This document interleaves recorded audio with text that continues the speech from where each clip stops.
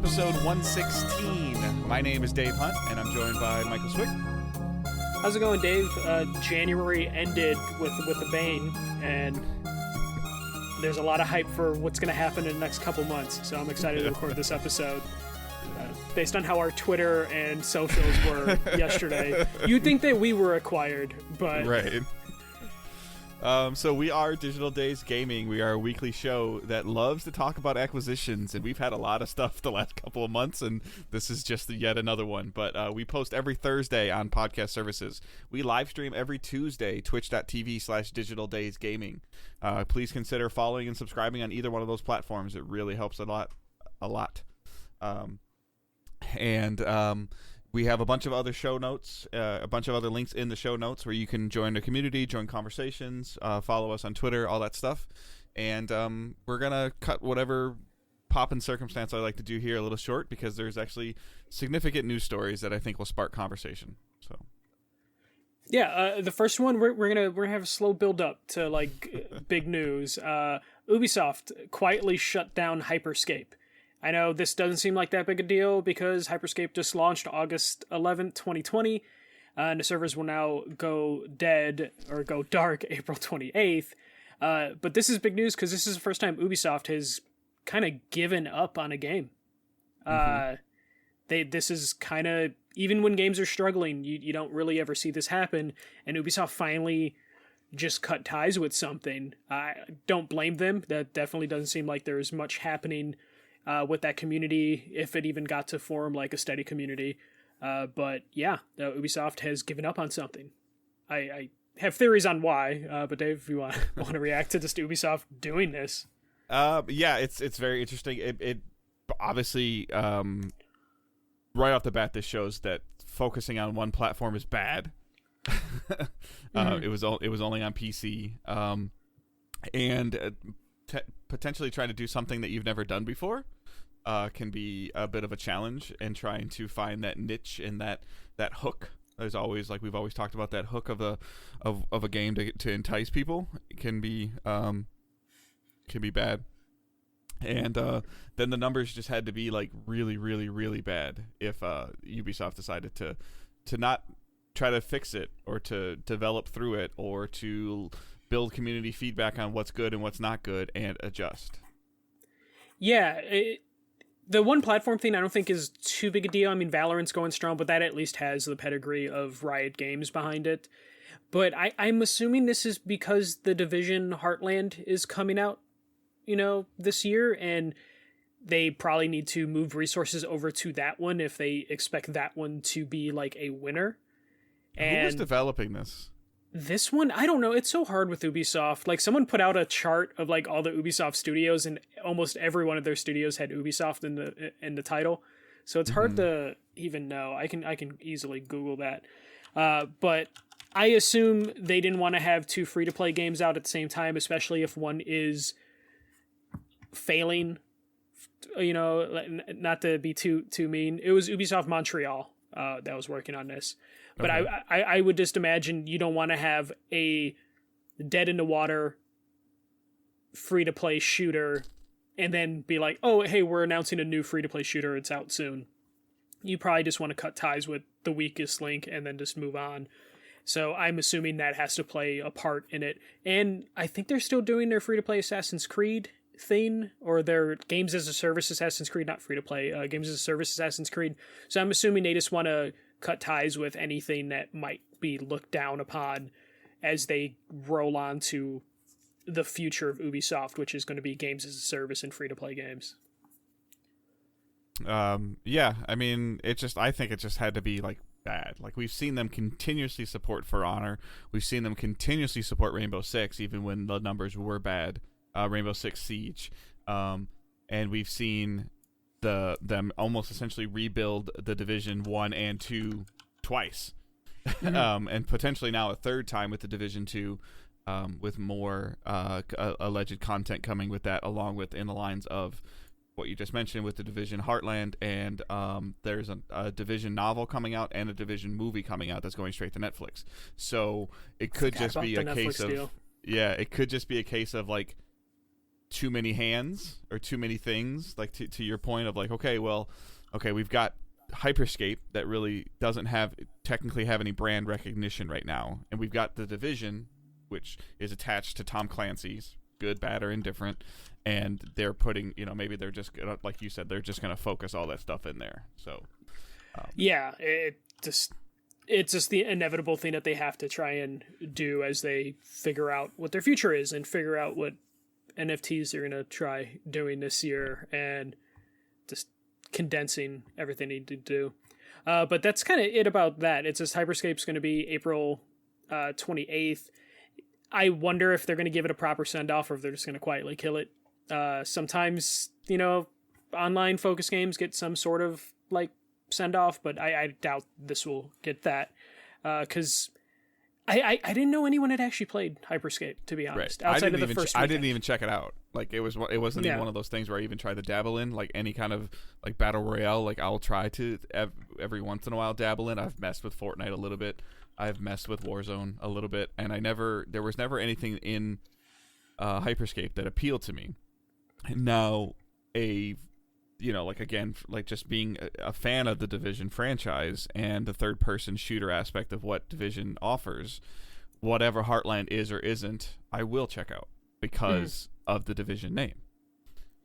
Yeah. And it appeals to something that I'm comfortable with. And this is where, we talk about, studios having a hard time with new IPs and new names. Like they try to, in my mind, make a digital style Fortnite, and it didn't work.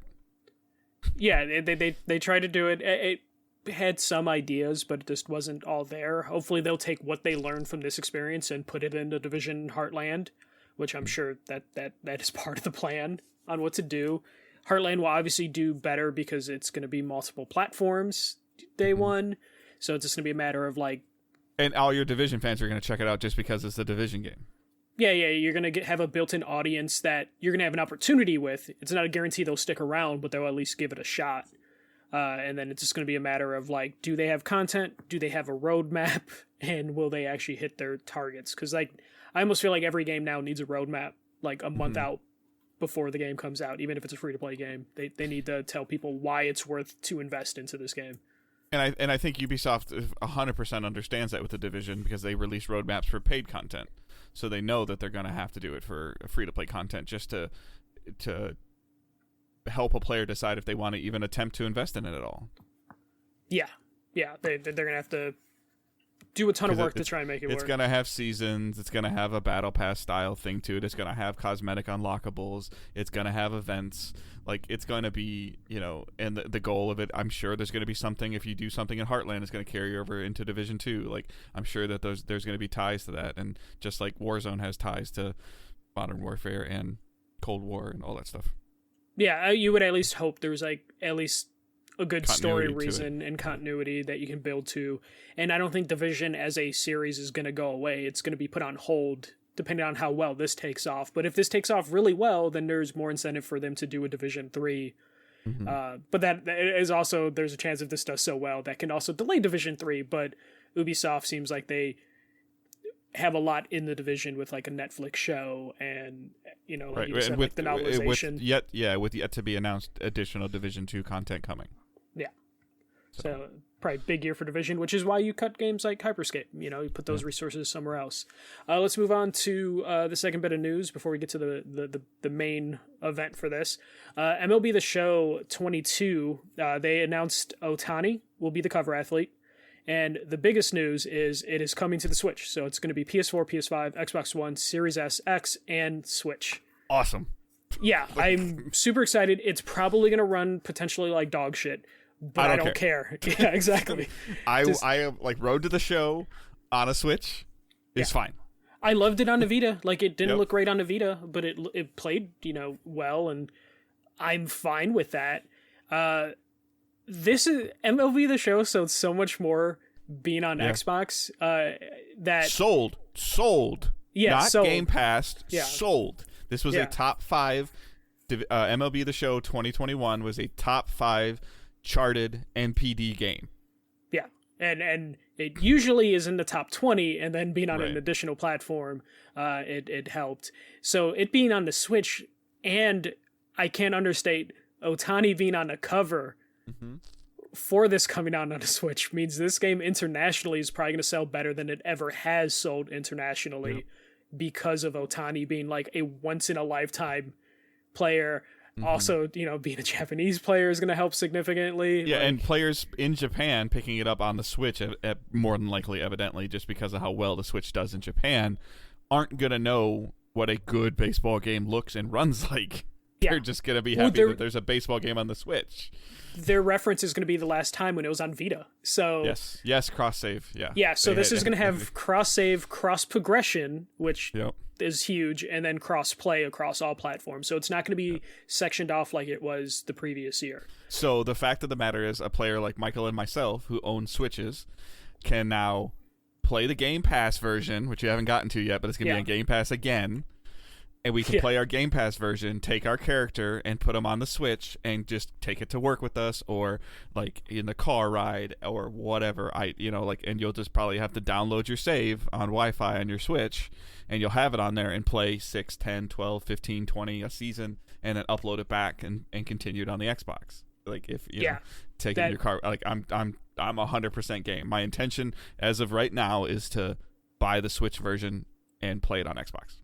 Yeah, no, I it's funny that this is like, again, I can't I'm going to play a PlayStation Studio game on Xbox and Switch. Yeah, you're not gonna interact with the PlayStation version of this game whatsoever unless your son buys it.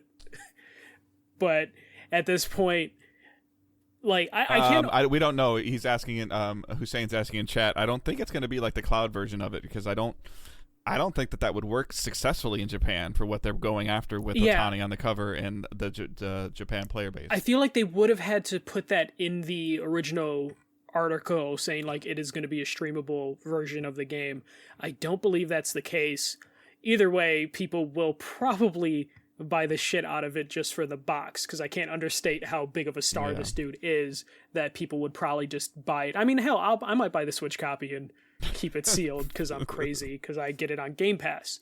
But yeah, the Game Pass one, it kind of cracked me up. The order of events is like MLB The Show was announced for all platforms yesterday morning, and that was big news. Everyone's like, oh my god, it's coming to the Switch. And then Xbox tweeted out, oh, it's coming to Game Pass day one. And then like 2 hours later, PlayStation drops their acquisition news of... and the funny part is, like, 21 hasn't come off of Game Pass. Like, we talked about, like, how long would it stay there? Like, would it be used as the hook for, love your Road to the Show player, play for 6 months, play for 9 months, play till the end of the regular season, and then they take it off Game Pass. And the hope, we initially thought the hope was like, okay, cool, Xbox players got to experience it on Xbox and on Game Pass, and then they'll buy 2022. But the microtransactions must have been phenomenal, and the player or the retention or the attach rate with Game Pass must have been phenomenal. And obviously MLB, this is MLB publishing this on every platform except for PlayStation. So but MLB has to pay Sony to publish the game, and therefore also I believe MLB pays for the development of the other platforms. We would assume that is the case.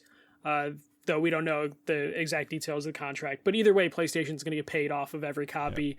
And then especially... I think PC's next. Like 2023 is PC, right? That would be the next step.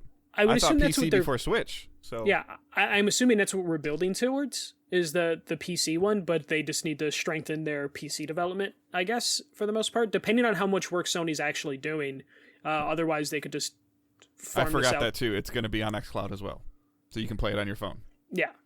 But it just shows that like the microtransaction in this game probably worked well enough that they're just like, okay, cross progression everywhere. Let's incentivize people to pick up multiple copies of the game, keep them in the ecosystem as long as possible. Well, I think they had to with the Switch, like bringing it to a handheld portable, a handheld hybrid, whatever you want to call the Switch. Like I think they had to, like, because I don't think that unless it's the only platform you own, I don't see somebody maining MLB The Show on Switch.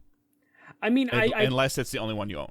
Yeah, I was going to say, I think there's going to be a lot of people that will be their main entry point and they'll probably stay on that platform. But I think the cross progression is just Sony sees that there's a ton of money on the table and don't want to leave anything for granted. Especially having it cross progression incentivizes people to keep playing on other platforms. As if they are doing the Switch as the entry level thing, they might be like, you know what, this runs fine, but let me run it on the big boy consoles. But if they weren't getting cross progression, they would have no incentive to do that, especially when we're talking about last year had cross progression within platforms. Yes, yeah, I think it was within. I thought I could take my guy from Xbox to PlayStation. You might have been able to, but that didn't count. That's cross save kind of, but like cross progression is like your unlocked money. You know, your team currencies and stuff. Your stubs and stuff. Okay, yeah, stubs. So that's huge for MLB. MLB's probably going to sell like crazy right now. It'll probably be top 3, maybe even top 2 next year at this rate, right? Yeah, it's usually I want to say it's usually number 1 in the month it releases, but like it's probably going to stick around in like especially if we don't have a baseball season. Yeah, especially that is. I forgot that the baseball players are on strike right now. Yep. Or the owners are on strike. I forget locked out or something. Yeah. So hey, this might do even better because this would be the only form of baseball people can have. But this is cool. Like this is the evolution that we were hoping that we would see, and I think it also kind of bleeds into our next story of evolution. Yeah. So PlayStation has acquired Bungie. PlayStation purchased Bungie for $3.6 billion. Bungie will remain an independent subsidiary of SIE. The deal has been in works for many months. I think that's important to say because people think this is a response to counterpunch to Activision. It might have been a counterpunch that's been months in the making because the Activision deal didn't come in place in the last month or two, and all these studios and companies know what's going on. But this deal's been in the works for many months. The keys are Sony said Bungie will remain a multi-platform studio with the option to self-publish and reach players wherever they choose to play.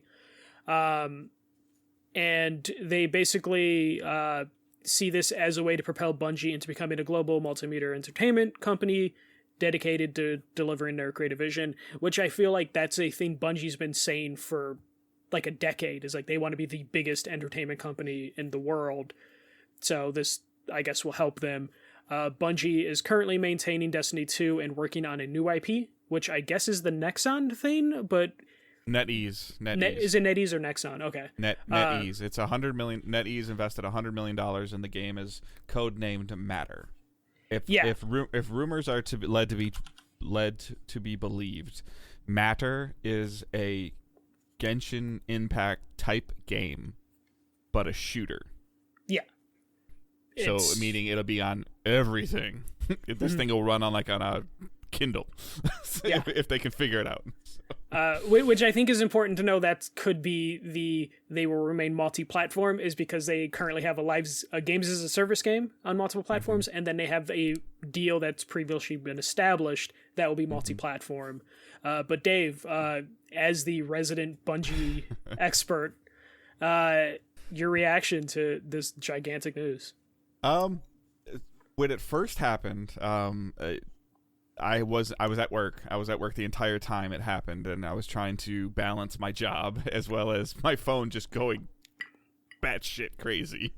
And the initial reaction was the price of like, wow, that's it. My first response to the price was like, wow, that's a lot. And then learning more and more information as we did over the course of the last 24 hours, this is the part where I'm going to get a little controversial, is I think it's low. I completely disagree, but continue. Because they own all their IP still. Like, Sony doesn't own Destiny. Sony doesn't own Matter.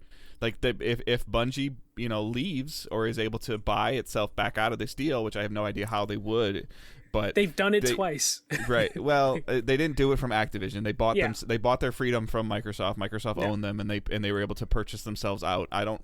We probably never will know what that answer was, because that was like 12 years ago. Yeah. But they, if they are able to, because this is why the Microsoft deal supposedly rumored failed is because Bungie is standing their ground. So the reason why I say the price is low is what would the price have been for Sony to go, we control you? I don't think that would have ever been on the table with. Right, but that's why I think it's low. And then, then at the same time, the counterpart is to it, I'm having a hard time figuring out what Sony benefits from this. Well, the thing that Jim Ryan's been saying in interviews is they get Bungie rights to their future IPs. Kind of, but they also get the chance at whatever the heck they're working on with NetEase. They're going to get a chunk of that now. Not the full chunk, but also the idea that any future stuff they work on, Sony will basically have the right to have that as an exclusive. And if they happen to get another Halo or Destiny out of it, even if it's multi-platform, that's revenue that they can bring in. And the most important aspect, PlayStation has always struggled with hitting a multiplayer games as a service type experience. They've never had one really before. They've never had a shooter catch fire. They've never had a games as a service. They never had a solid FPS multiplayer, and they never had a free to play thing. They got all three of it. They got all three of that with one purchase. Yes. Who then can talk to the other studios who might be working on a multiplayer experience, like their Haven thing or the Deviation or whatever it's called. Those partnered studios, they can now be like, hey, we now have Bungie in our brain trust, and they can now spread and help all the other developers, especially Bungie's like 900 people on staff. Correct. So there's a lot of experience that they can take and a lot of knowledge that they could use. See, I don't think that Sony gets all the money from Bungie. Like, I don't think that's a thing. Like, I get what, like, yeah, I they think own they them. do. But, they do. I mean, they own them, but they still have their own budget, and they have their own employees and their own, like, unless Sony's going to bankroll all of that in advance, like, they're able to, Bungie has kept their creative and they're in like the first line in both blog posts is we're an independent third party. Yeah, they're independent as in terms they can call their shots, but when they start making profit, that's going straight to Sony. They're paying for. But what if they salaries. don't need any of Sony's money though? Like, that's the thing. It's like, so like with Witch Queen as an example, like Bungie is, and since Shadowkeep, Bungie has been self-publishing Destiny. Yeah. Therefore, they have I would assume they have the budget laid out right now to take care of Destiny until 2024. Yeah, but when you spend $3.6 billion, you're eating that budget because that's now your money that you're playing with. Now it just turns into the money will go through Bungie first, but then once it goes through the Bungie filter, they don't get to keep that money. It just goes to PlayStation. Like, but I think that Bungie will know how much they made and then how much they're allowed to spend. Like, I think that of course they're going to have budgets and stuff. But yeah. I don't know if Sony can come to them and say you're going to do Destiny 3. No. They definitely, it's not that aspect, and I don't think that's why you would buy Bungie. You wouldn't buy Bungie to tell them what to do. You wouldn't buy Bungie. If Activision told Bungie at one point, "Hey, you're making Call of Duty," that was never going to happen. But you do buy Bungie, give them the freedom to do stuff, and then hope it catches fire and becomes the next Halo or Destiny 1, and then profit from that. Like, that's the reason you do this deal, is the chance of having a big IP. And then when you talk about Sony Pictures and Sony Televisions, they get the rights to... With the alleged Destiny franchise that they're trying to do with television and lore and media, other media. But... this is something too that I know that you were texting back and forth with me, and I've done a little bit of research on this. Destiny is an MMO light or MMO like game. Agreed? Mm-hmm. Yeah. Do you know the projected player base right now? Or alleged player base? Not too sure. It's almost 40 million. But that's not the active. 23 million is paid.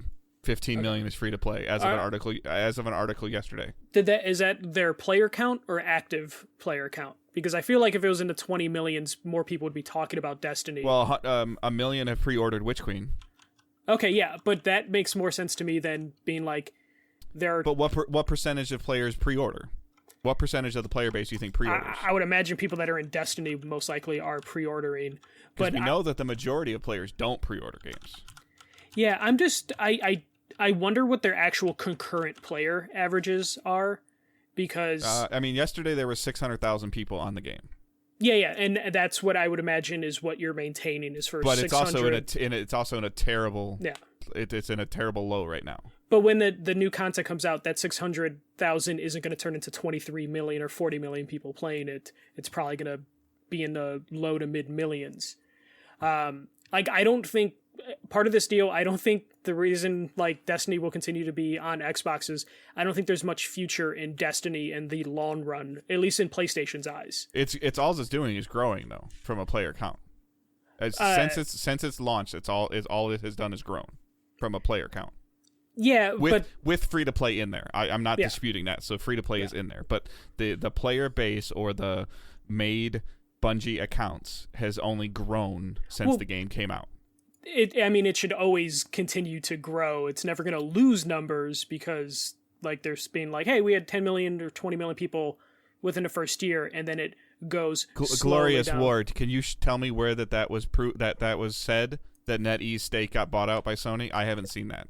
That was rumored a couple days ago that Sony wanted that IP and then bought them out, but I don't know if it's been confirmed.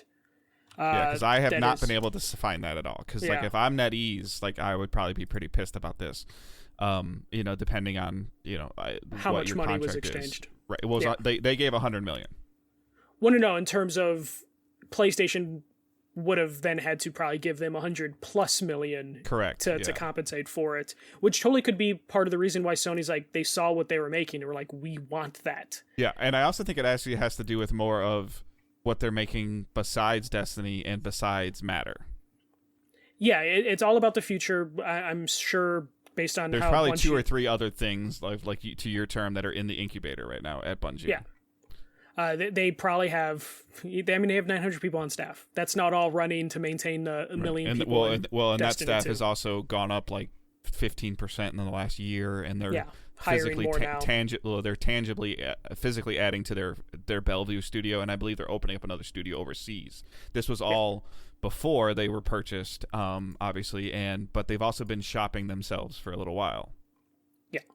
But like right now, I assume the reason PlayStation makes this deal isn't for Destiny related things. That's just like you let Bungie do it, but it's for the next 3 things coming out of Bungie is why you make this deal. Because Destiny is just to maintain. I think by 2026, 2027, I think Destiny will still exist. And I think that at that point in time, Bungie could be close to their 3rd or 4th game out at the same time. Yeah, I would imagine that's like reasonable. When it comes to them being multi-platform, like they made a big deal that they will remain multi-platform. I kind of see multi-platform as PC, mobile, and PlayStation. I don't see Xbox in that equation too much, unless Bungie really wants it. But I would assume PlayStation would be like, you'll be multi-platform to a point. With any new IP, yes. Yes, yeah. Like Destiny, if they do Destiny 3, it'll be on Xbox. But I disagree. You actually think they'll pull the plug there? If they do Destiny 3 or Destiny : whatever, as an example, I think that depending on how much money that Bungie asks for, I think this all comes down to how much money Bungie asks for Sony to support a project. And then Sony's going to be like, okay, well, if we do 10% of the project, you can do your multi-platform crap. If we do 40% or more, we need to talk about limiting the platforms. And if we do over 50%, it's on PlayStation. Like, I think that those conversations would be happening. Yeah. But if it's Destiny 2 expansion, that will always be on Xbox. If it's still in the Destiny 2 universe. If it's Destiny 2, I expect nothing to change with Destiny 2. Yeah, which makes sense. No exclusive content, no exclusive missions, no exclusive maps, no exclusive anything cosmetic. They released a picture yesterday, like same game for everyone, everywhere. Like that I expect to happen. What I think is potentially very, very cool for Destiny is with the deep lore that they have in there of Sony going to them and saying one of 2 scenarios. Hey, can someone else work on a spin-off of Destiny? Or can, in terms of telling an independent, a 10-hour or 12-hour campaign of something deep in the lore of happening, of some of the characters, digging deep into some of these characters, or them going to Bungie and saying, hey, we'll give you the resources you need to make a Titanfall 2 style campaign in the Destiny universe. Yeah. With no multiplayer, a 10 or 12 hour story driven campaign shooter. Like, I think that is potentially cool, of maybe something that was maybe a year ago Bungie was thinking, hey, we'll do like a TV miniseries about this, and Sony going, well, what about making a game?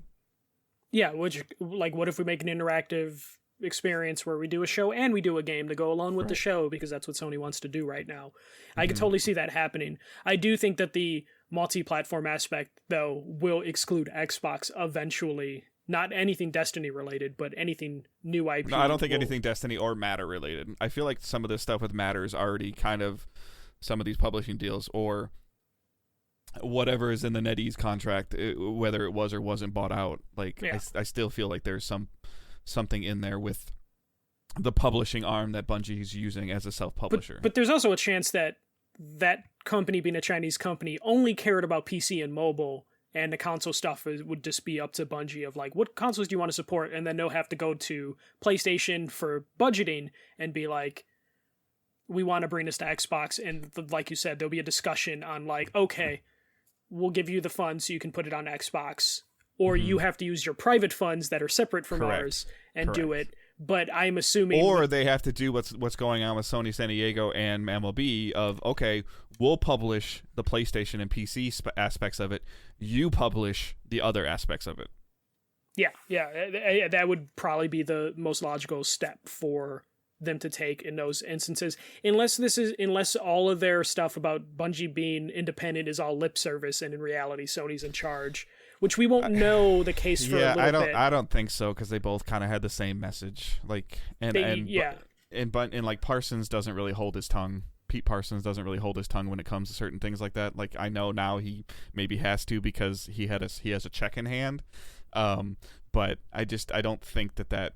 Like, I feel like this messaging of them stepping out in front and talking about Destiny 2 already, and then 2 years from now, somebody going, hey, you know what we said like 2 years ago? Like, sorry, like they're not going to paint Sony to be the bad guy. Like, Bungie's not going to paint their owner to be the bad guy.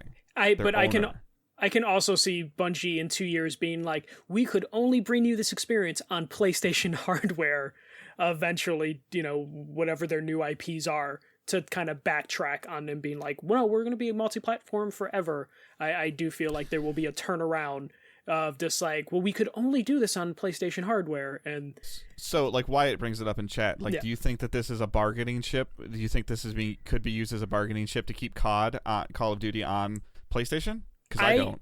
I don't either. Because no offense to Bungie, I don't think an undefined new IP is enough of a bargaining chip to go to Microsoft and be like, well, the next IP from Bungie you can have, it's a mystery, it's under this box, we guarantee it's going to be a hitter.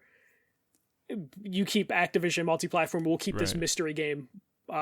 If anything, and I don't think Destiny has the power for Microsoft to go, oh, you're gonna take Destiny off our platform if we don't give you Call of Duty. Okay, go ahead. Well, yeah, Microsoft would be like, shoot yourself in the foot, piss off your community right now, and tell 1/10 of your community to fuck off, because realistically the community on Xbox is probably the smallest of 10% platforms. Yeah, it's 30. It's like 38 PC, 39 PlayStation, 1 Stadia, the rest Xbox. Yeah. So I would imagine Microsoft would laugh at that deal. If anything, I would assume this deal is not because of the multi-platform aspect. This deal is to make sure Bungie stuff actually comes to PlayStation, so it didn't get acquired by Microsoft or get acquired by Tencent. I don't think it was an option. Tencent maybe, but and the only reason I think Tencent might have been a maybe is because they maybe would have been obviously let them do. Tencent would have wanted it on everything. Yeah. I think Microsoft offered more than what PlayStation did. Again, why I feel like the price is low. I think that Bungie, made out really well on this deal, as Bungie made out on this deal, that Sony. I'm having a hard time, because like I'm trying to figure out with the messaging that came out already, is I'm trying to figure out what Sony's getting out of this. Like, yeah, I understand that they own them, but like, what is Sony really getting out of it as a huge benefit to them? Because this right now in the next couple of years is not going to increase their portfolio.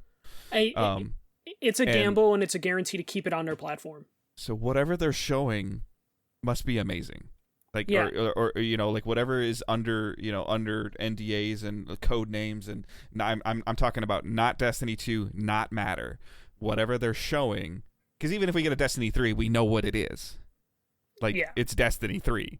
You know, but there's definitely something that they're showing, and to Michael's point, like, they have the pedigree of whether you think Destiny is good or you think Destiny is bad or you think Destiny is growing or you think it's shrinking or you think it's shit or you think it's great, whatever you think, this is the only game that Bungie has released in the last 13 years. Yeah.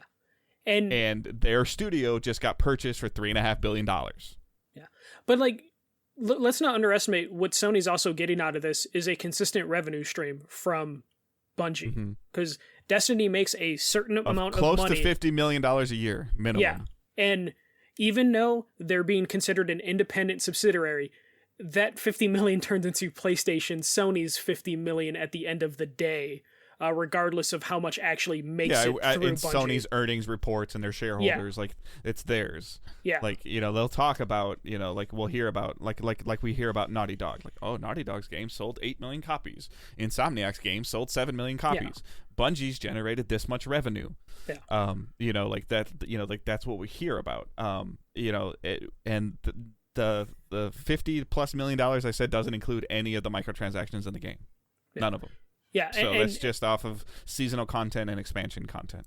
And speaking of financial reports, when they do their financial report, previous years, there'd be like, we have no games as a service revenue or concurrent players. Next year, they could be like, we have 1 to 3 million games as a service players, and that literally would be just from Destiny. Yeah, and I was going to ask you, like, how much, because you're always kind of, you're the, you know, I'm the numbers guy, you're a little bit more of a data guy than I am. How much is the Bungie.net information worth, and then how much is the player tendency data worth? How long a player plays for, how they play, what they interact with, how often they interact with it.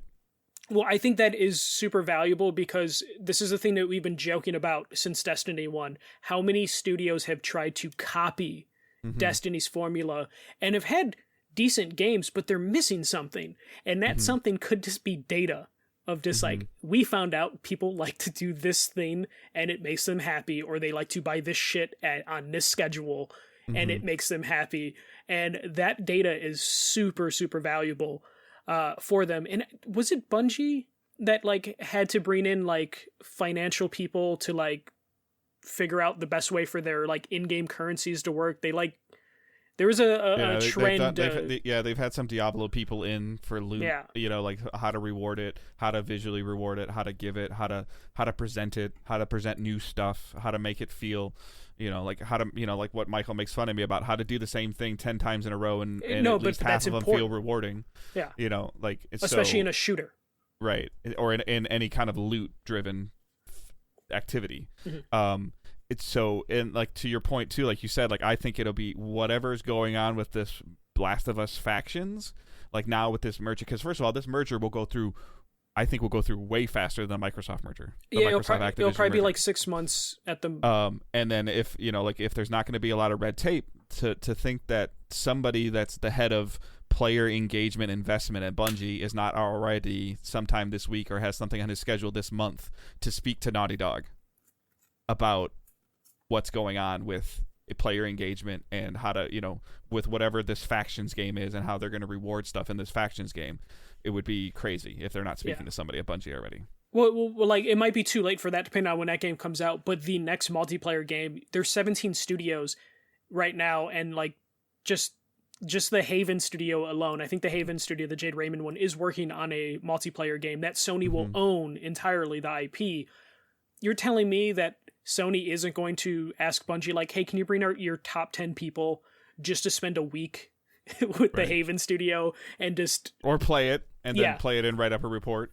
Yeah, you know? Especially, we're talking about a studio with 900, you know, plus workers. They probably have all different types of research departments that then can be sent over to all the other Sony studios. And just get questions asked to them. And then Bungie showing them like how opening your API on the back end is not a detriment. It's not a security breach. It's not a risk. Yeah. Bungie has an open API, by the way. Yeah. Which is how I'm able to move stuff around on third-party apps. Which is something that, like, it sounds silly to bring that up, but in reality, PlayStation sometimes lags behind on what they trust the internet to do with data or people to have access to, and Bungie could be like, it's fine, we do it all the time. Or how to properly roll out a cross-save progression. You know? Like, all that stuff. Like I promise you there's going to be somebody that sits in a Bungie studio like in the next 3 years that his technical name is going to be like head of player engagement for Sony in International Entertainment or whatever it's called. Interactive Entertainment. Like, and he's going to still continue to work on Bungie, but he's going to be on every single call for the Haven studio or for the Naughty Dog studio about, you know, him or hers team about, well, we're going to do this. Oh, no, you're not. No, you're not. That doesn't work. We tried that. I can show you how that doesn't work. Yeah, no, that stuff will now happen. And then also, let's not disregard what PlayStation could bring to Bungie in terms of single player stuff, depending on, because they're working on multiple things. There's a chance they're like, hey, we have a single player idea, but we just don't have the resources because we built everything around a multiplayer experience. Give me Neil Druckmann's fourth writer, fly him, like move him to Seattle for 7 months or whatever. Let's write a cool story in whatever universe we're doing. Yeah, and that could be big for Bungie, because now Bungie, again, they talked about wanting to be the biggest entertainment company in the world. They have done single player stuff that's really good and engaging, but it's been a while. So they now can get PlayStation to look at their stuff and be like, hey, you know what? This could look better. Let's get some Naughty Dog engineers over here to help you out. Also, please help us with our multiplayer experience. We'll do like a employee exchange for a little bit. And it'll work out for the best. So I really think the part of this price tag is just the knowledge base that Bungie brings to this, and then also the chance of a future IP blowing up and being the next Halo or Destiny. And I'm not sitting there saying it's low, like Bungie got ripped off. Like I've said multiple times today already, like Bungie made out. I'm confused at why Sony maybe paid as much as they did, but yes, I do think it's low because Sony's not, you know, getting any, like, if there's a divorce in 10 years and Destiny's still going, Bungie gets to keep it. Like like Insomniac doesn't get to keep Spider-Man. Insomniac sold for $230 million because they had no they sold for $230 million because of the talent the studio possesses, not the ownership, not what the studio owns. Yeah. And, you know, Bungie's price was driven up by what they own, but then also was driven down by them standing their ground and saying, no, like, you don't get to tell me what to do with my stuff. I get to make what I want. You know, like, I'm not saying necessarily they get to make what they want, but if Sony goes, well, we don't really want you doing that, like, well, they'll point at their deal, like, well, we have creative control. Yeah. So, and then Sony's going to be like, well, use your own money then. You know, yeah, like exactly. Because you're a third party. Right. Yeah. You know, so, like, that's where the pushback's going to be versus, like, whether we like it or don't like it in a year and a half, if Microsoft wants Blizzard to make a Fallout, they got to do it. Mm-hmm. You would hope it doesn't come to that, but they would probably have to do it. Or if they want to give Arcane Diablo, there's nothing that Blizzard can say about it. Now, Sony can't give Destiny to Sony Santa Monica. They can't. And they also can't force Bungie to work on the next Resistance or Killzone. You know, like, God, they're not going to. I heard that like 3 times yesterday. Like, that's not going to happen. I cracked up every time I saw that, and people were like, "Oh my God, give him Killzone!" The Halo killer finally being made by the Halo creators, and it's like, Bungie, if Jim Ryan in negotiation said you have to make a Killzone game, Bungie would have walked the fuck out. Jason Jones would be like, get out of here. Like, go away. He would have just walked out immediately. It would have been all over after that. Because that's the other thing that I necessarily didn't realize until I was doing a little bit more research on this. Like, I forgot, like, Bungie's owned by like 2 people. Yeah, they're Jason Jones and somebody else, and Parsons, I think, is part owner, and like Jason Jones is one of the original founders. Yeah, which is why this deal will go through sooner than the other deals, because it's a private company. They don't have shareholder tape to go through. Yeah. So this will just like kind of breeze through, as opposed to Microsoft, which now has to go through the FTC, which was announced today.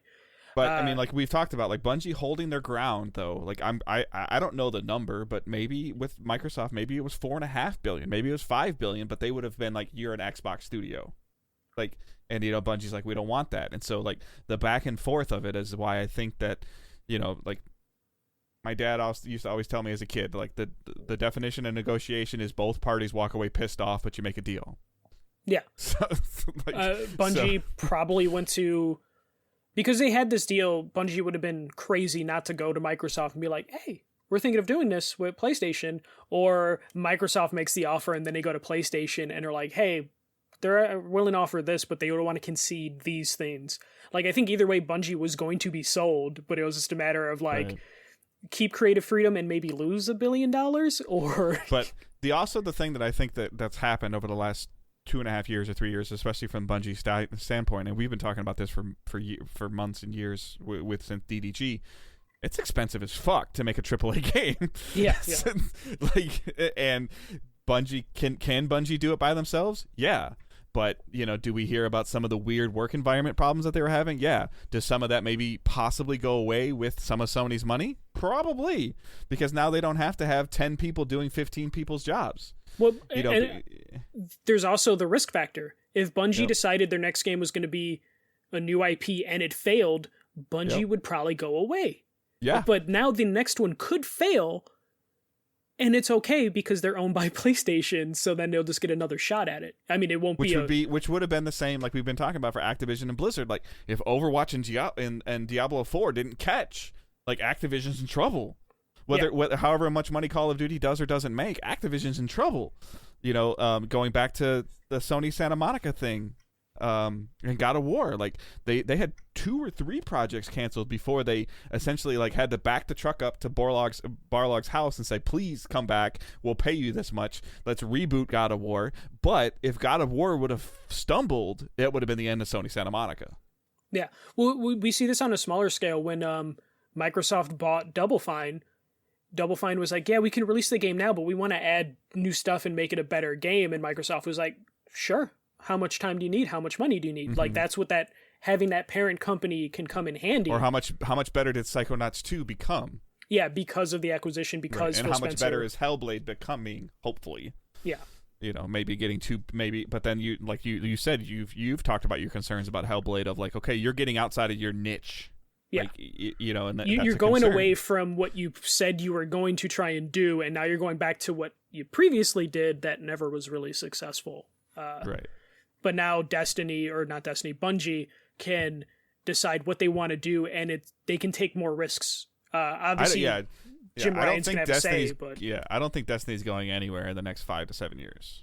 If anything, it might extend Destiny 2's life, and then Destiny 3 might not need to ever happen, because I know Bungie was, they were like, we're going to stick with Destiny 2 as the Destiny, but I'm sure when they look at the numbers, there's that point where they're like, shit, we need to release a Destiny 3 because we need to pump up. Yeah, or I think they would revert and just call it Destiny and then just start building annual stuff on top of it. But they would have to come out with a new boxed product, right, to bring people in. And now it's like, cool, we could just keep Destiny 2 rolling, no big deal, and then we can work on something else. Matter will release, and it'll release on everything and its mothers, and then we'll have, we'll have a bigger portfolio to draw more people in, to hire more people and say, like, this is what we're doing, and then here's our next game, and here's our next game, and here's our next game of what they're working on. Whether, I can't think. I don't know enough about the marathon games and the Ollie game or the OLI games that Bungie made,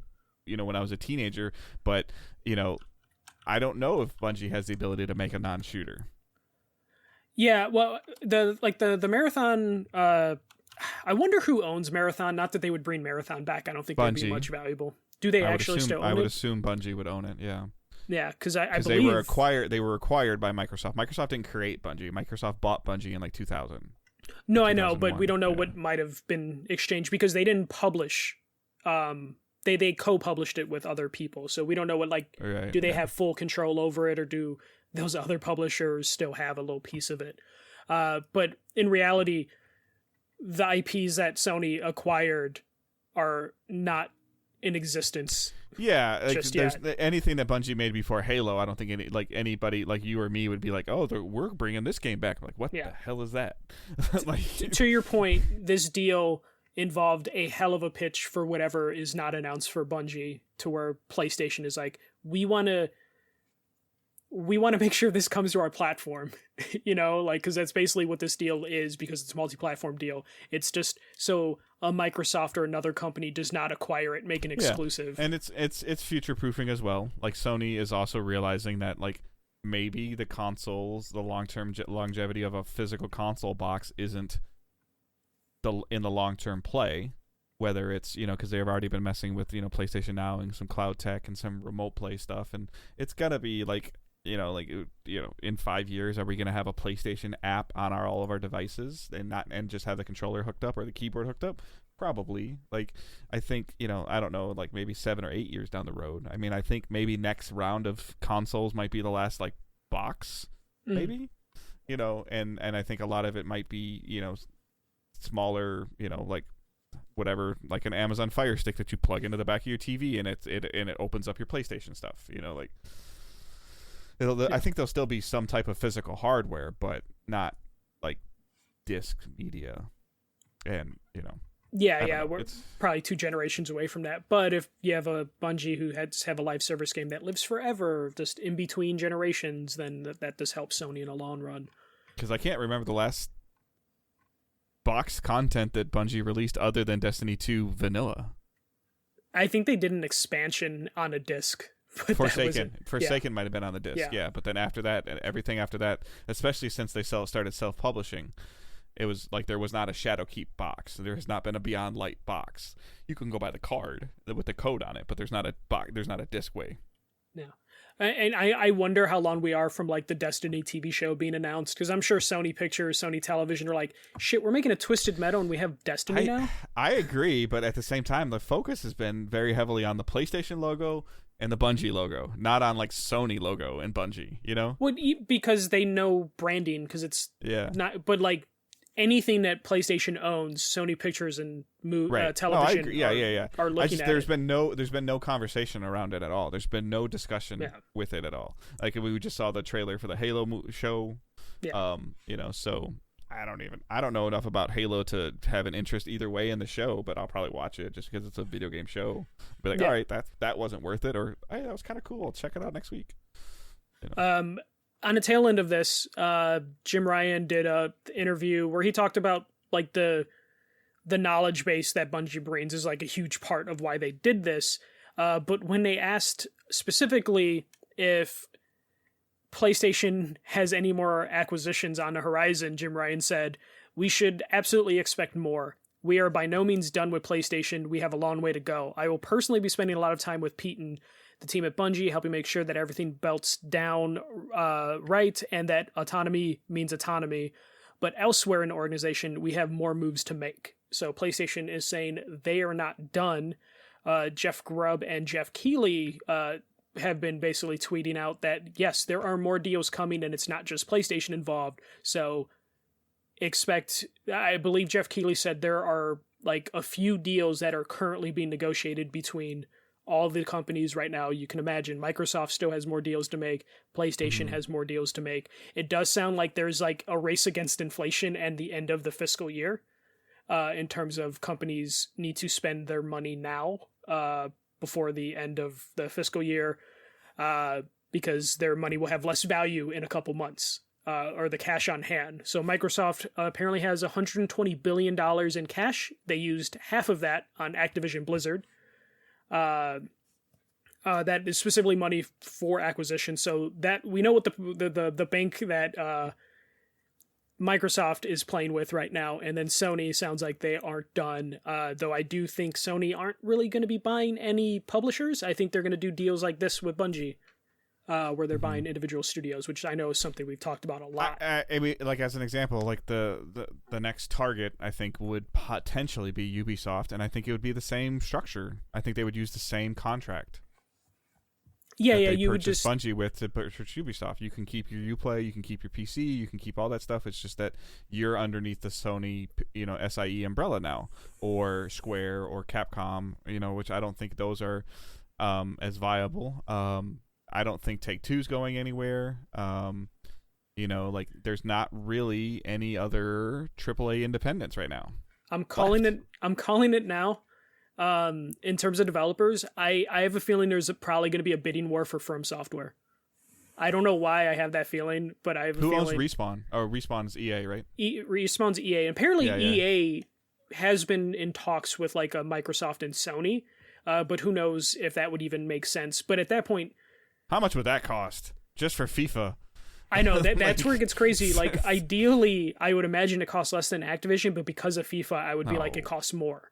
Yeah. Because you have to equate the sports games, but those sports games guarantee that anything that happens, it's going to be multi-platform, so it's just going to be an additional revenue stream.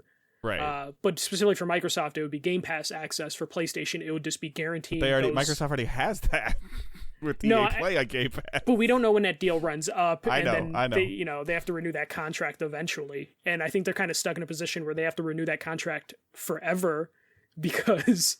If all those it's EA going to become games, an expected thing. Yeah. But I don't know. I have a feeling like Sony's going to continue to buy developers instead of publishers just because it makes more sense for them financially because they don't have the cash on hand that Microsoft has. Right. So, that's the part that I'm struggling with, though, is like, okay, so is Bungie worth half of Bethesda?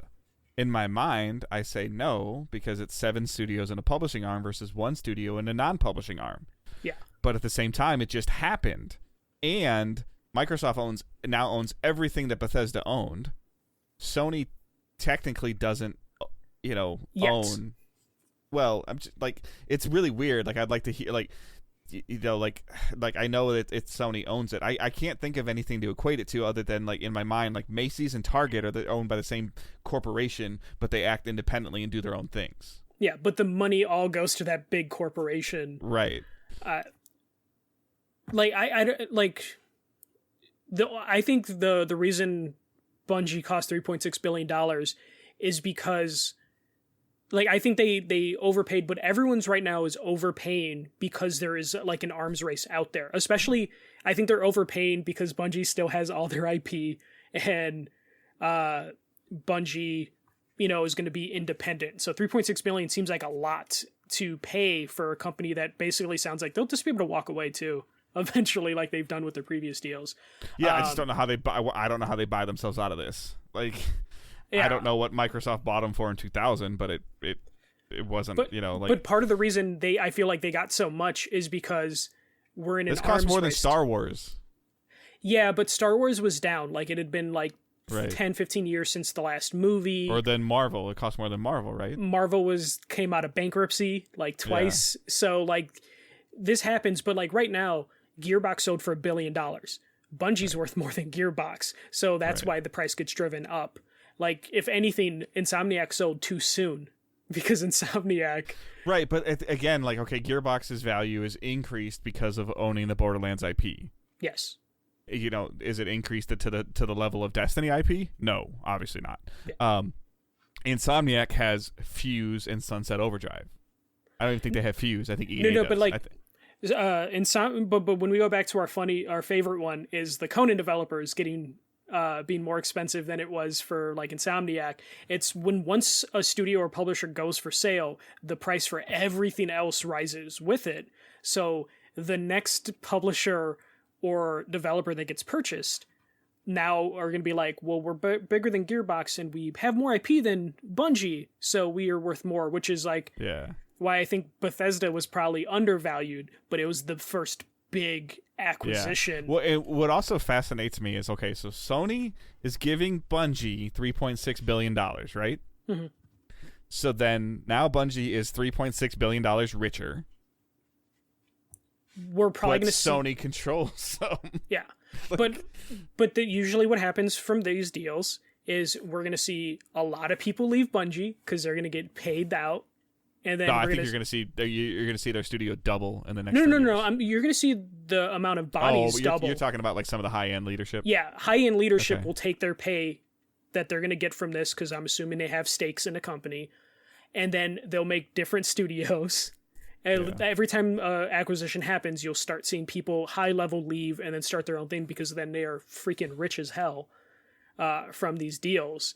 So I imagine, they get the 3.6 billion, and then we'll see some high level people be like, I'm going to step away from games. And then 6 months later, going to be like, I'm back in games. But it's not going to affect Bungie too much, because the highest level people are going to stick around, because it was probably part of the deal. Like, I'm assuming Parsons is like now under a SIE contract, and it's like, okay, you were here for this amount of time. But a lot of the people under him will probably leave, take their pay, and then form other studios. But I think we will see way higher numbers, or we'll see ridiculous numbers for the next couple acquisitions, because now the Bungie one has set a standard of like, they got 3.6 billion and they didn't even have to give up their freedom or their IPs. Yeah. So other studios are then going to be like, well, we're worth more than that because we have our IP and we're willing to give you our IP.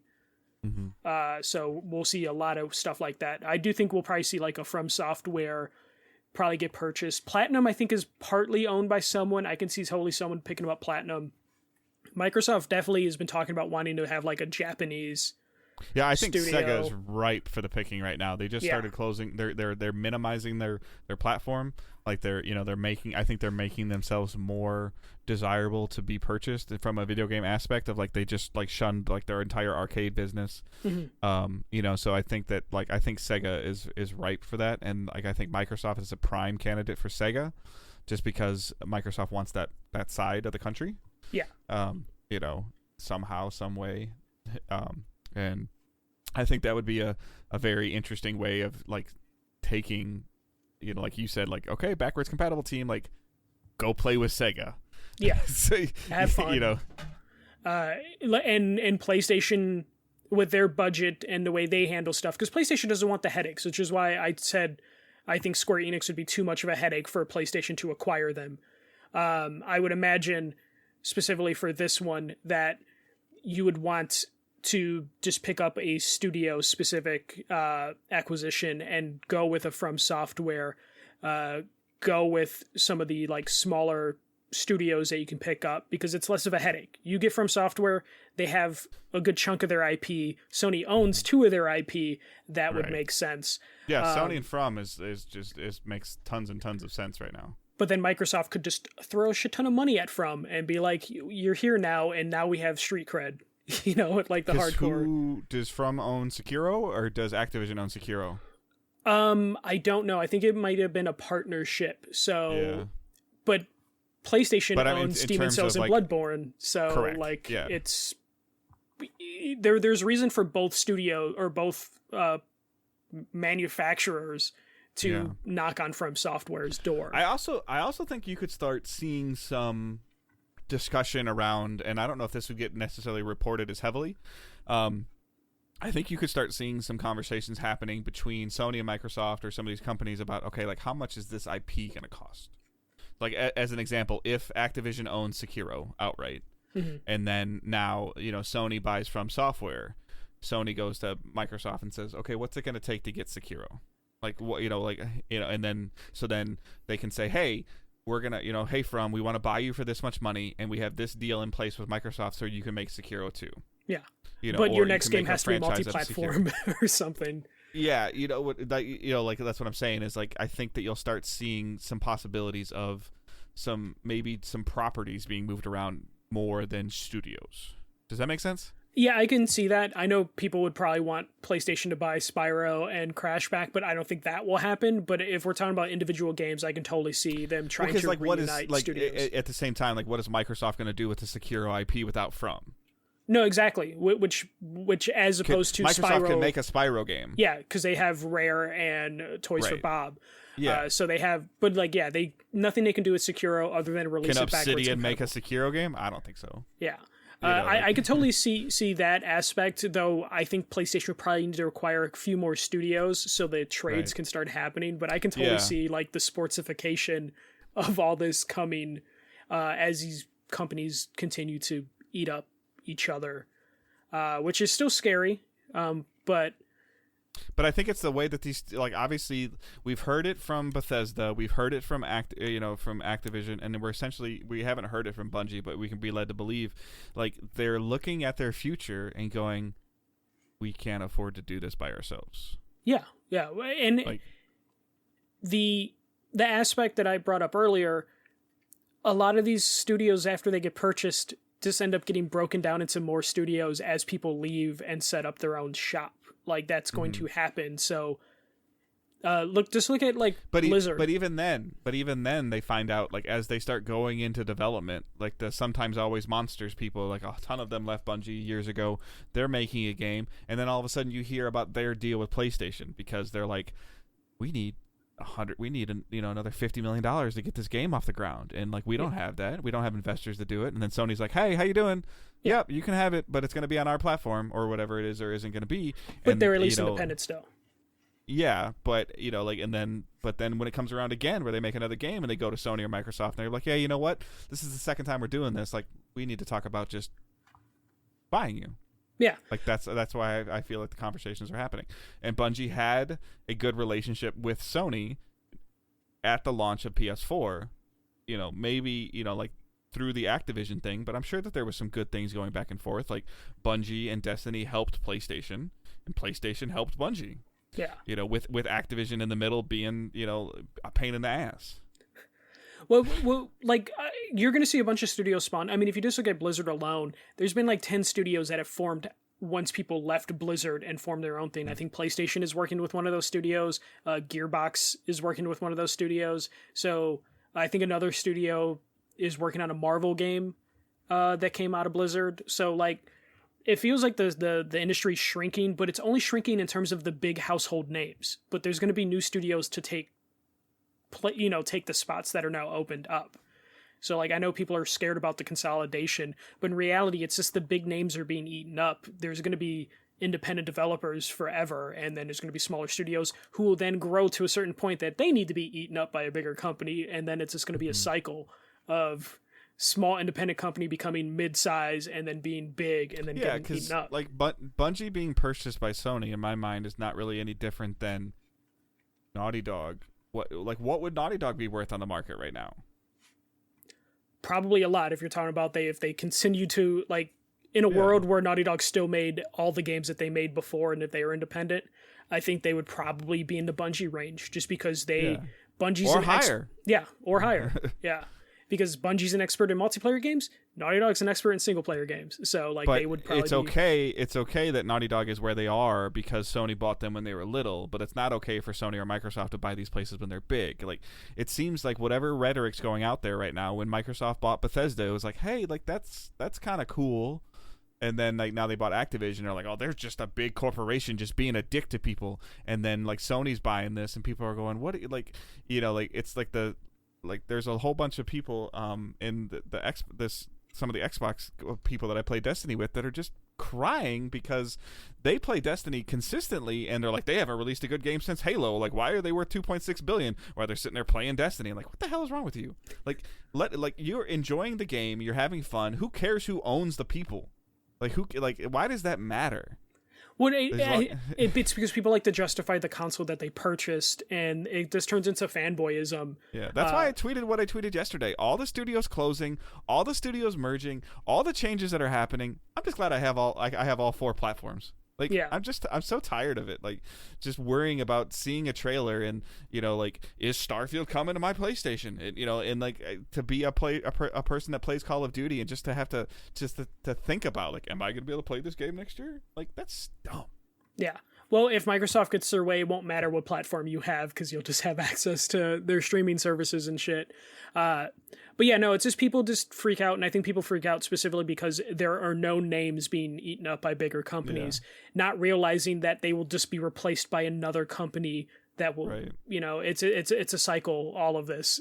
People are mad that, like, the Halo show is on Paramount Plus. Like, that's probably the only way it can exist. Yeah, no, like, come on, like, Disney just bought all this stuff. Like, yeah, like, you want to see a continuation of the Marvel universe? Like, this is how is only way it will continue to happen.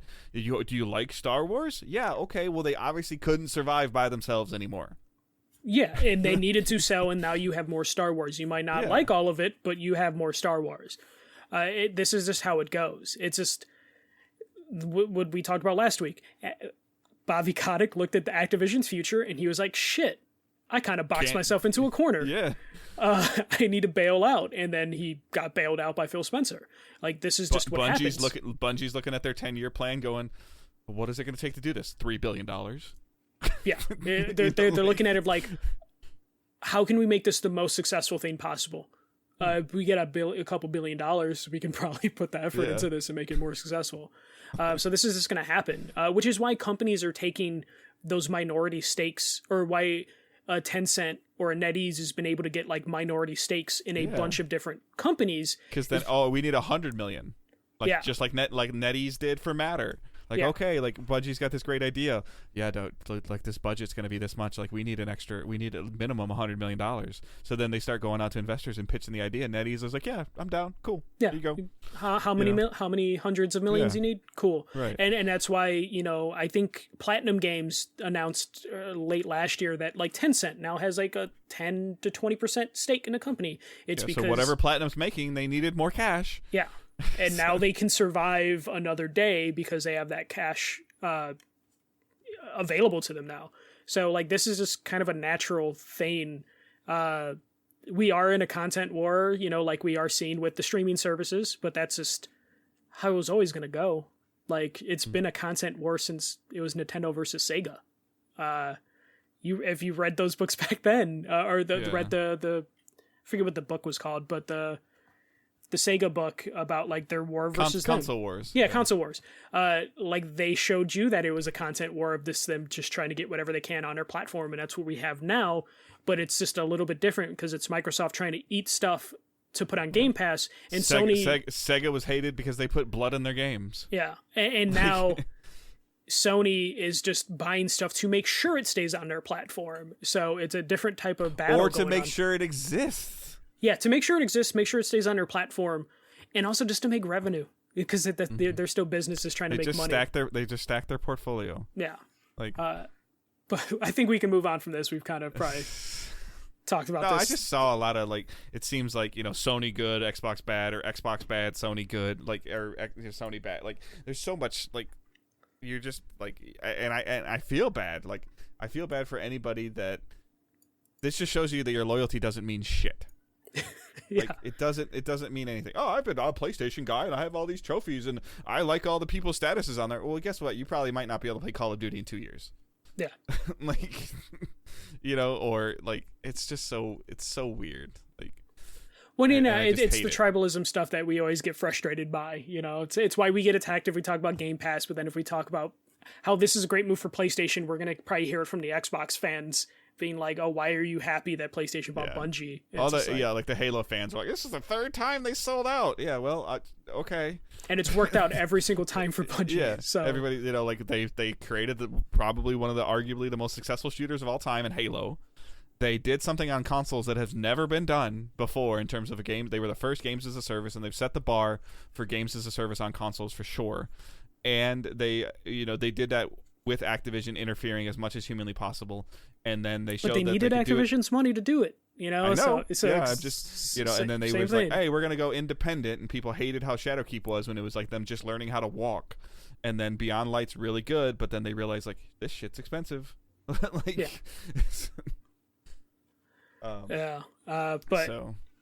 can move on from that. Nintendo just chilling as usual. I'm waiting for someone to make the shot at. I don't know. Nintendo's never going to sell, but like we've heard, Microsoft made the pitch to buy Nintendo like 20 years ago. But I just wonder when we hit that point where Nintendo's on the table.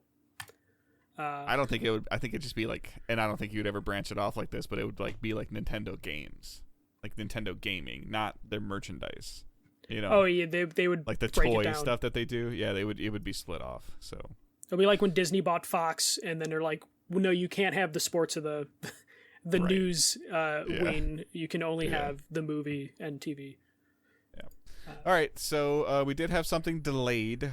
Evil Dead, the game, has been delayed until May 13th. was supposed to come out. I hate 30-day or less delays. You guys Yeah. know that, and this is a 30-day or less delay. And then this is not like it's being delayed like 6 or 9 weeks. This is being delayed multiple months. They knew this. I don't know why they waited so long. I'm sorry. I don't know much about this game, but this is bullshit. It's very risky for a game like this that doesn't have, like, it has an IP, but like no one's really expecting much from it. So to do this to the people that are probably very loyal to your brand, to have it like pre-ordered.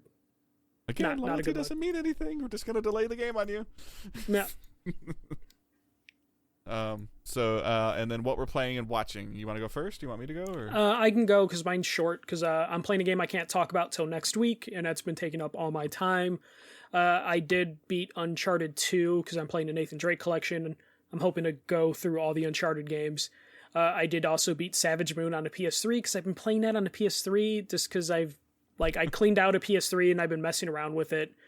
For some reason this year I decided I'm going to just go back and finish all the PS3 games that I never finished. So that's another PS3 game done. And then Nana, the anime series, released on Blu-ray.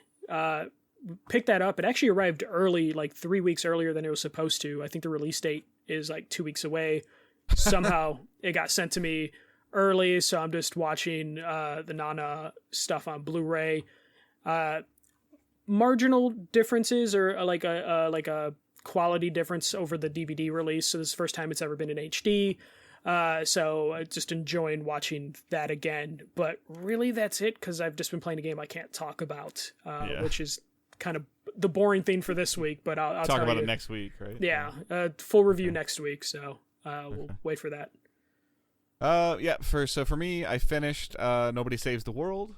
So I really enjoyed that. That's the Drinkbox Studios, the guys that did Guacamelee. If you haven't played Guacamelee, you should play that, both of them. And then Nobody Saves the World, you don't need to play them in any particular order. Guacamelee 1 and 2, obviously you should play in that order because of the story, but you can play Nobody Saves the World and then Guacamelee. I really like that. I might go back and mess with some other stuff later. I hope it comes to PlayStation soon. And then I forgot it's only like a $25 game. I definitely think it's worth more than $25. So if you're on the fence about playing it on Steam or on Xbox and you don't have Game Pass, you can just buy it. But I really enjoyed it, and it's the first game that I've beat in 2022 as part of my goal for 12 games. And then I put a poll on Twitter, I put a poll on Facebook, and I decided to restart Horizon Zero Dawn. And I put it on story mode. So because I just kind of want to play it and enjoy it and get through it, and not necessarily like have to like do like battles 2 or 3 or 4 times. So I put about 4 hours into it today. And because it's on PS5, I guess it runs at 60 frames. So it's still the PS4 version, but it's supposed to have some upgrade to it. Yeah. And I have the Frozen Wilds as well. So the goal would be to get through Horizon Zero Dawn and Frozen Wild this month, February. And then I'll mess around with Witch Queen for a couple weeks, and then I'll go to Forbidden West.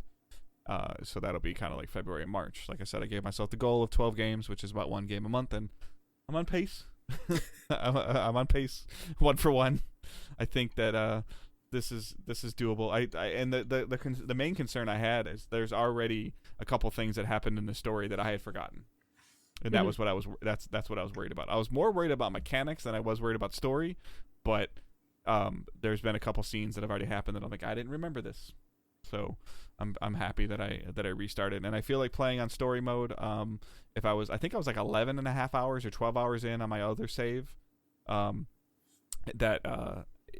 I'm 4 hours in. I might actually be like 7 or 8 hours into my original playtime, because I might have struggled in a couple of areas, and it does feel like some of them I'm killing something in 1 or 2 shots versus 4 or 5 shots because of the mode I'm playing on. So. You don't have to strategize as much because you're on story mode, which is fine. And if I find that it's like I'm just blazing through stuff, like I might bump it up to like easy, because I guess I didn't realize that story mode was below easy. Honestly, I would just keep it on story mode so you don't burn yourself out when Forbidden West comes out.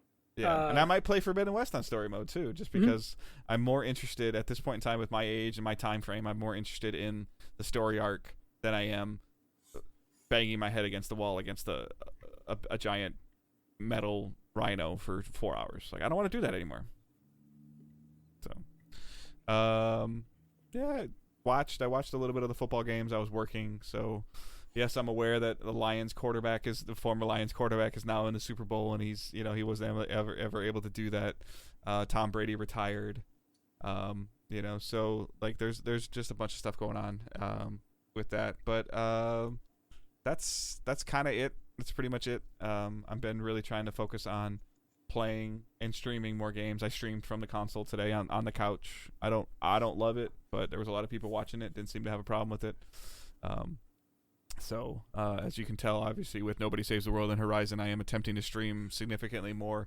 I can't commit to a schedule or time frame. If I'm playing the game, I'll stream it. So you might see a 8 a.m. or 9 a.m. stream. You might see a 1 o'clock in the afternoon stream. You might see an 8 p.m. stream. I can't commit to a schedule. So if you're more than willing to just pop in the chat and chill and hang out and say hi or ask a question or so, more than welcome. Owen was sitting next to me for about an hour today, asking a bunch of questions, and I'm just at the point where I'm just playing games and I'm there if you guys are there. If you're not, you're not. So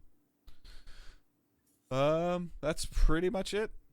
So yeah, that is it actually. Okay. All right. Questions and comments. You can send us questions and comments using hashtag AskDigitalDays. So Down Up Destiny writes, with PlayStation buying Bungie and letting them be multi-platform, do you think we'll see more first-party games come to other systems? Yeah, I think it's inevitable at this point. I mean, MLB The Show, the next thing from Bungie. I don't think the prestige PlayStation franchises will go. I don't think a Naughty Dog game will ever be multi-platform. I disagree. And if this faction thing is free to play, I think it will be. No, I don't think so at all. I think it'll be PlayStation and PC.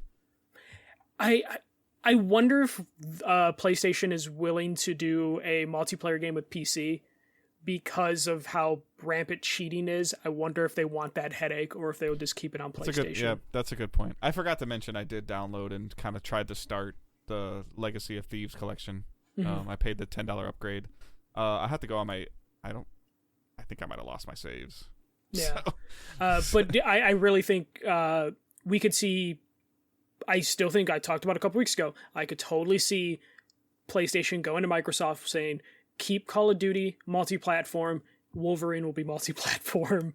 Or our Marvel games could be multi-platform. I could still see that happening, especially when we're talking about big IPs. Or Marvel could just come in and be like, hey, this deal's really nice, but we need these to be multi-platform. With exactly what MLB did to Sony Sony San Diego. So I think specific franchises could totally go multi-platform for PlayStation, and then I think Microsoft could just do what they want because their business has different needs currently. Mm-hmm. Yeah, I agree. Anthony Allen writes, what's the likelihood we'll see an increase in the cost of Game Pass subs? I feel like Microsoft is like a drug dealer giving us a taste to get users hooked, and then whammy, it's $500 a year. You can go first if you want. Specifically for this, I don't think we're going to see a price increase for at least another 5 years. They're still in that early phase where they're trying to grow. I think their ultimate goal is like 100 million and then the world. And right now at 25 million players, I think it'd be too risky to increase the price $5 or whatever, at least for the next couple years. Like once it's a more established brand, then you can do it. Look at Netflix the last couple years. They were so cheap for like 5-10 years, and then every year they've increased the price like $1 or $2. So I imagine it's way too soon for them to increase the price. It will happen eventually, but I think we're probably like 5 years out from that being a reason. I think as long as it continues to grow at the 1 or the 2 to 2.5 million users we're seeing every quarter, which I think is about the rate that it's been on every quarter to I think it's about, I feel like it's about 4 million a year. Well, they're already at 25 million, so there's definitely a big increase when they started. No, but I think we heard like 16 or 17 like 2 years ago, and now they're 25. So that's why I was kind of using that as a basis.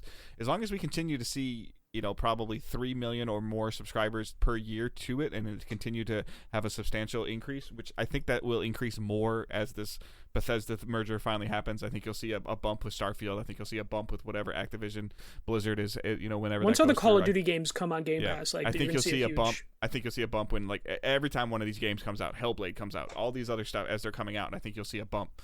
And as long as that continues to grow and it doesn't stagnate at all, I don't think you'll see a price increase. If it ever stagnates for like half a year or declines, that's when I think you would see an increase in price, because they'd be like, okay, we've already lost 5,000 or 5 million users. If we increase this $5 a month, we'll lose another 3 million, but we'll offset that with who we already have. Yeah, like that's where I think you would see an increase in price. And we still haven't seen that flow that we've been waiting for in terms of the games hitting Game Pass that are like Microsoft every first 90 party. days. Yeah. When we will hit that, and then that's when the most people are going to join, and then maybe once that all settles, then we'll see a price increase. Price will increase eventually, but right.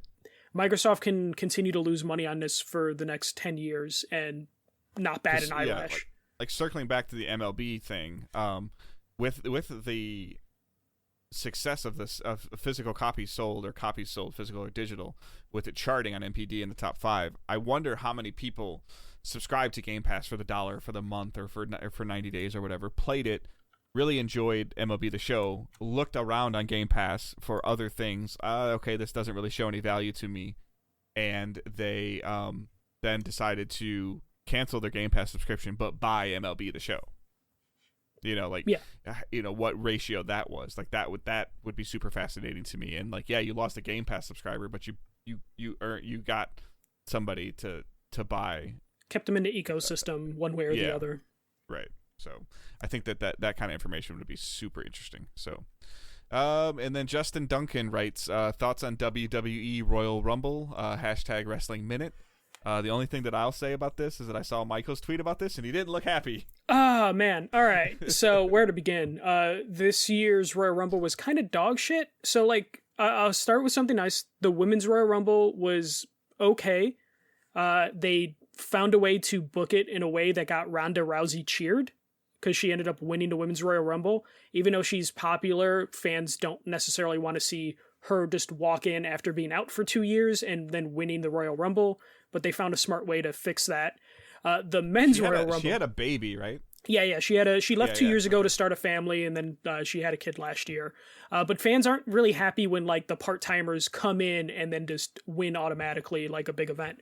The Men's Royal Rumble, though, was terrible. And I think part of the reason it's terrible is they've cut so much talent and have not built up any of the talent that they have into being bigger stars, that halfway through the Rumble, you just kind of were like, I don't believe any of these people are capable of winning a Rumble and being a WrestleMania main eventer. And then as an ultimate screw you, they had Brock Lesnar win, because he's honestly the only credible person that they have on their roster. But they basically did it to book a Roman Reigns Brock Lesnar match, which you don't need Brock Lesnar to win the Royal Rumble to make that match. Right. And that's where the frustration. Taken time to make a lower tier person super highlighted high, and then use that, and still have your match of Brock Lesnar versus Roman Reigns. Use him as a great undercard. Yeah.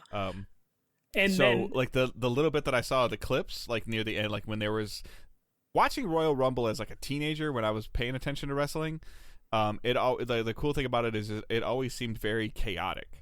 Mm-hmm. And what I saw a little bit of clips on social media, it looked very not chaotic. There was a lot of just kind of downtime during it, and it was very predictable, because again, they haven't built any talent, and the people that they have left just weren't doing too much. Because wasn't like Shane McMahon like one of the last 10 in there or something? So it was when it got to like, sorry, Shane O'Mac, maybe, am I wrong? Or no, it's just Shane McMahon, his nickname. But like when it got to like the last 10 people, that's when it hit me of like, I don't care or believe any of these people are like main eventers. But also, like, because it was so boring, I feel like they knew they didn't have that chaoticness, so they try to compensate with, like, camera angles and camera cuts, and every time they did that, they would miss, like, someone being eliminated, someone popping up, to where this came across as, like, a poorly produced show, super frustrating. But yeah, that was a wrestling minute. Yeah. Well, Curry's like, yeah, build your roster, Vince. But Michael's been saying it for months that he's trying to figure out a way to sell the whole WWE, so he doesn't want to invest in anybody. They did make a deal with Disney to like stream it on Disney Plus in Indonesia, so they're this much closer to being purchased by Disney. So we'll see what happens. All right, last question. Stefan Wren, name in order of best to worst your favorite sports out of the NBA, NFL, MLB, and NHL. So I'll let Michael go, or I can wait. Let me guess Michael's first. Sure. NBA and everything else is trash. No, I like baseball. Oh yeah, I'm sorry. So, NBA, yeah. MLB. Yeah, NBA, MLB, NHL, NFL.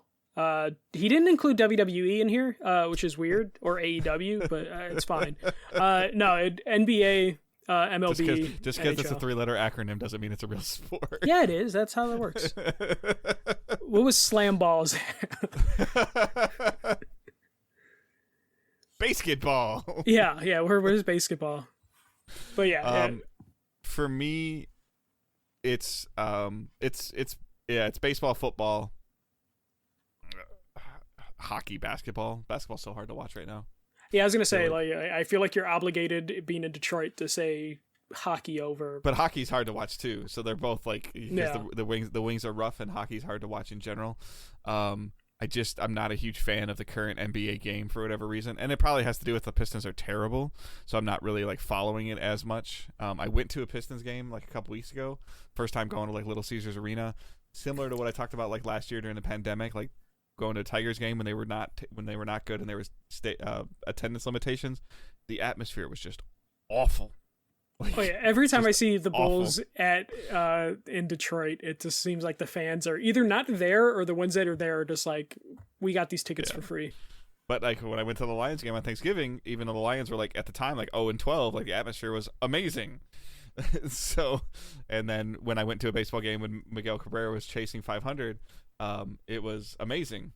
The atmosphere was amazing. So I love baseball. I love playing softball now, but I just enjoy baseball a lot. And then NFL, I just love watching it, playing fantasy football. And then I guess it would be NHL before NBA at this moment, because the Red Wings are showing a little bit more promise than the Pistons. So, all right, I think that's it. Super quick spotlight. We're running a little long today, but spotlight would be our Patreon episode. So we just did a January episode of what we're looking forward to in 2022.